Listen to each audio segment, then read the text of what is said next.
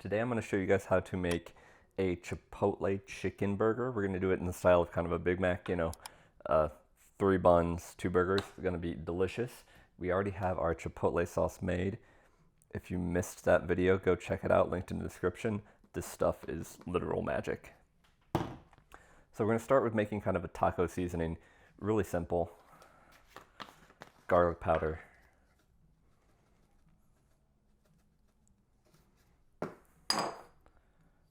Coriander.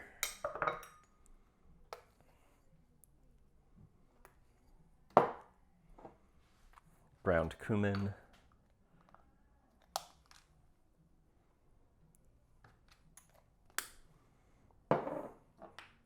Cayenne pepper. I like it spicy. Fresh cracked black pepper. This will take a second.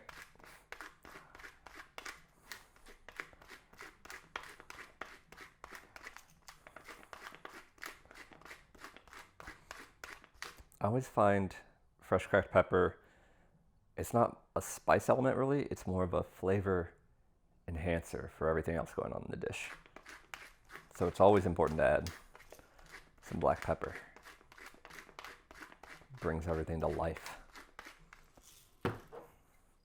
Some dried cilantro.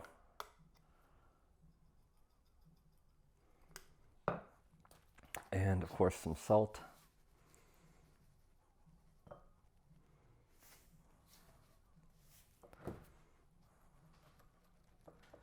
Mix this up.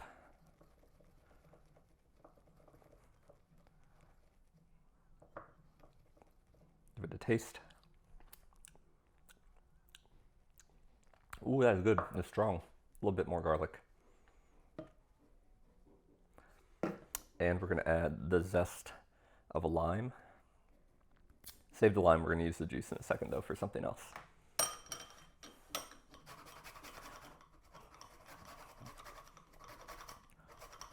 Always keep rotating your lime when you zest it.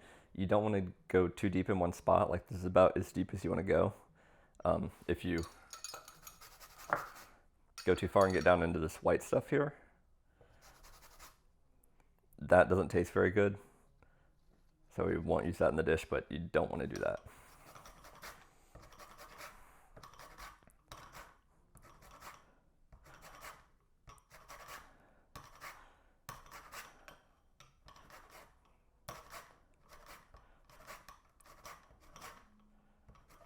I just love the brightness and the clarity that some lime zest brings to a seasoning, especially well with chicken and beef. You could rub a steak down in this and grill it, and that would be amazing.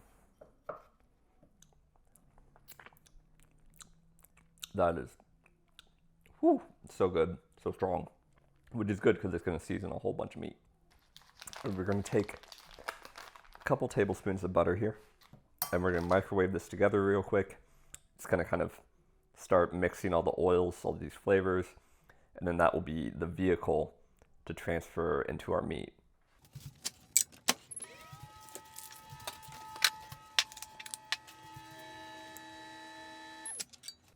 Okay, our butter's all softened and melted up. We can mix this up.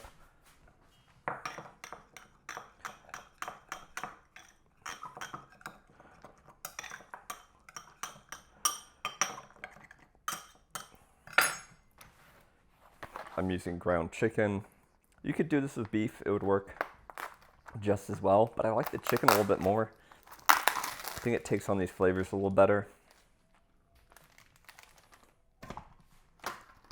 And it's, a little bit better for the environment to raise chickens instead of cows. So, oh, why did I do that? My hand is very hot.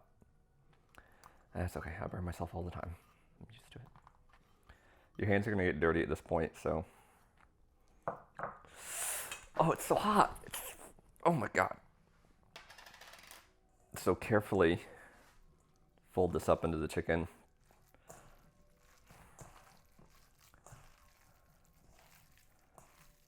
Try to break it apart with my fingers so I don't mash the chicken too much. I don't want to work the meat like crazy because that'll mess up the texture of your burger later. Just kind of pinching and pulling so that the flavor can spread through there without destroying the structure of the meat.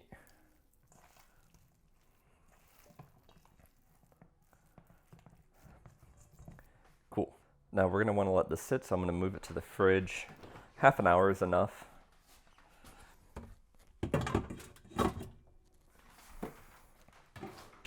And we'll start working on another aspect of our burger. We're gonna make an avocado mash. Not really a guacamole, but a nice spread for our burger.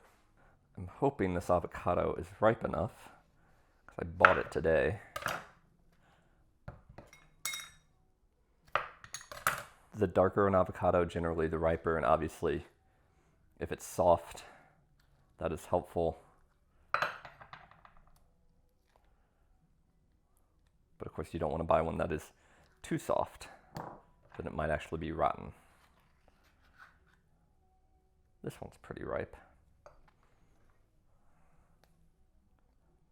They used to have a nice thing at Whole Foods where they had a display of like avocados that said, eat today, eat tomorrow, or eat in 2 days or something. And it was, you know, just a ripeness scale. But they don't seem to do that anymore, but it's easy enough to tell on your own. I like to just use the back of the fork to help mash. And this takes a little bit of work, and it doesn't need to be completely smooth either. You know, if we were gonna make it completely smooth, we'd just add some sour cream to it and put it in a blender, but this is just a mash. You actually want some texture to it so it doesn't seem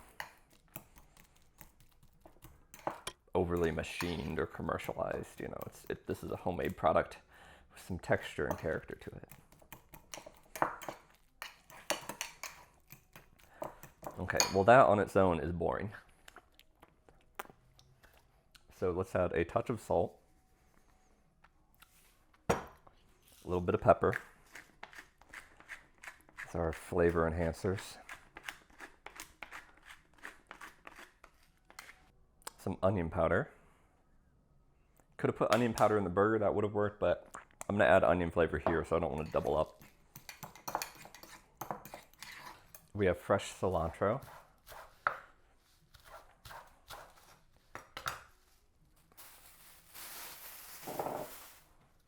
I'm using the fresh stuff here because this will not be cooked, and I use the dried in the burger because it will be cooked.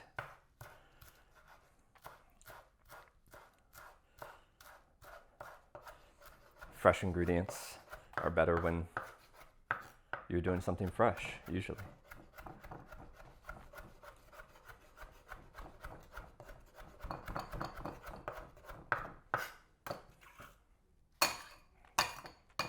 And we have some scallions, some green onion. I'm always confused at the self-checkout when you're typing in your own item if you don't have the, if you didn't grab one that has the sticker with the number on it, you know, to type in. Some grocery stores list these as green onions, some list them as scallions. So you gotta sometimes try both like I did today.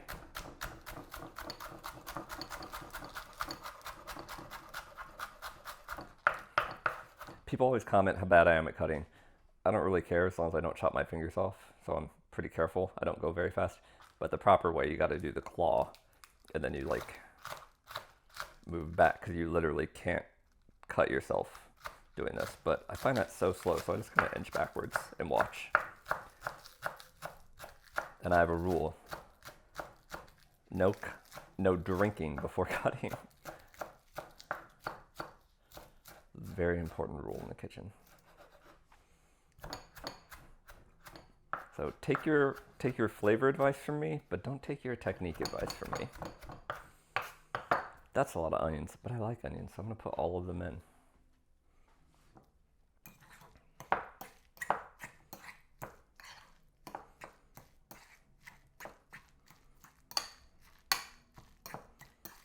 This is going to be very light and fresh, because we are going to use the lemon juice in this as well.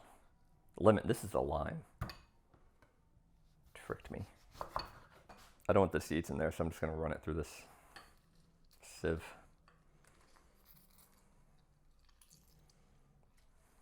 Oh, I have cuts on my hand. This is not pleasant.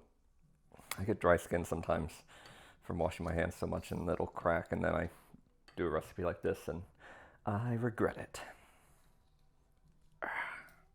This isn't the juiciest slime, but I don't need too much. Okay, let's give this a little taste.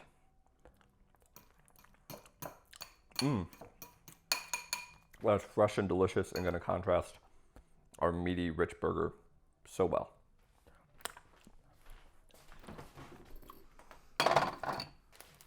We're gonna do these Big Mac style, so I'm using these brioche buns I like. St. Pierre.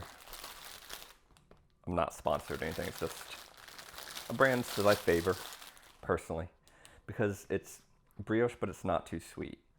So I think I'm gonna end up making 2 burger stacks here. See, we're gonna have 2 bottom buns, burger and toppings, top bun. And then I have a whole bunch of our sauce, of course, to go all over it, and salsa con queso to dip it in. So it will be a cheeseburger, just deconstructed. But the thing I like to do with this is take it over here to my skillet, which is already nice and oiled up, so I don't really have to add any oil to it. And I just want to get some caramelization. How many syllables are in that word? Caramelization sounds better. Feels better. Get some caramelization on here. Not really make them crunchy, but just a nice little brown skin on the outside. That'll take a second. Once it heats up, when you flip them, the other side will go super fast. Okay, it's been a couple minutes here over high heat, and we're starting to get some browning, nice little crispiness. Give them a little pressure so they get more surface area on there, and they'll get a nice little grilled spot. And that is how we do that. Ooh, that is hot. Beautiful. And a second batch done. Oh my God. And now we can make our burgers. We're just gonna make some real thin patties in the form of just a ball here so we can smash them down. They don't need to be too big. Each one of these is gonna, turn out like that. I made these from a pound of chicken. It looks like I have enough for 2 or 3 more. Just so you know, I'll probably have these as a snack later. We have to get our skillet screaming hot now. These are gonna cook super fast. They're gonna be super thin, super delicious. I love making a griddle burger. Thick grilled burgers or sous vide burgers are great too, but this is a favorite of mine. They're easy, delicious. They taste super gourmet.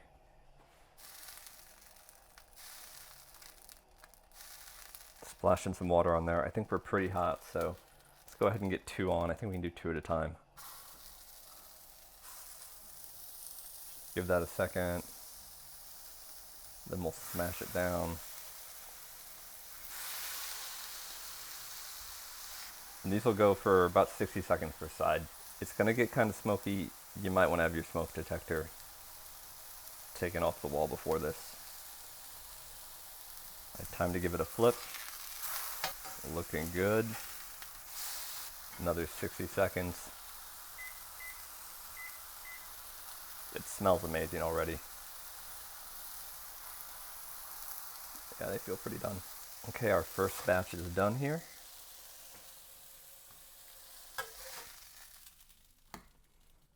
On to the second.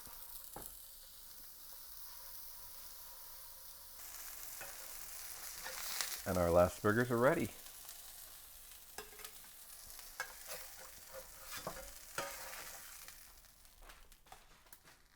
Now all we have to do is assemble these with our buns, our avocado mash, and I have some shredded red cabbage to add a little texture to it, and we'll dip it in some salsa con queso.